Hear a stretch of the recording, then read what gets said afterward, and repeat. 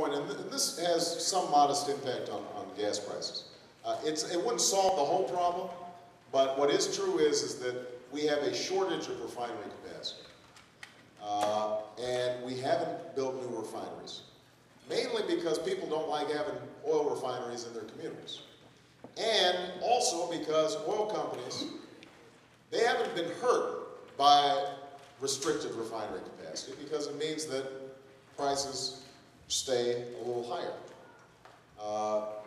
So I actually want the federal government to investigate the need to build more refinery capacity. Now, I will tell you that overall, in the global scheme of things, increasing refinery capacity is not going to have a dramatic impact on oil prices. It might reduce them a few cents.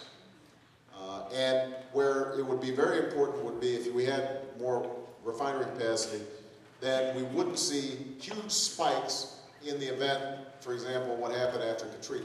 You'll remember where all the refineries got shut down, and then even though there was ample supply on the world oil market, you couldn't get that oil to customers in the United States. So it's good for us strategically to have a more diverse refinery capacity than we do.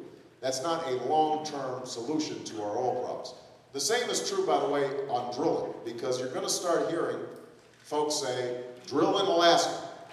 You know, the Democrats, they don't want to drill in Alaska, they don't want to drill off the coasts. Well, here's the problem.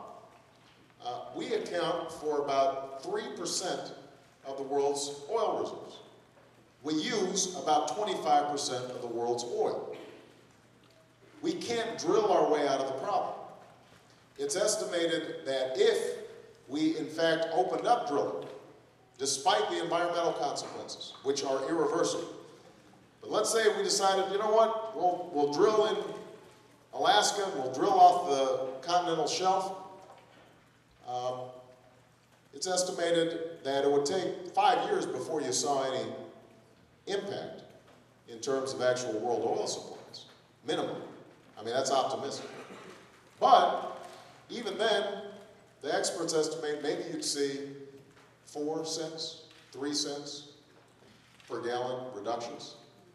And so one of the questions that we have to ask ourselves is it worth it for us to damage the environment permanently that our children are counting on, when we could obtain much bigger reductions in gas prices just by increasing fuel efficiency standards on cars to 40 miles per gallon, for example. And those are the kinds of decisions that we've got to make. We got to, the low-hanging fruit when it comes to gas prices is changing how we use energy. That's where American ingenuity and innovation should be focused. If we do that, then we can solve this problem. But it requires leadership from Washington. That's what I want to put out. Okay.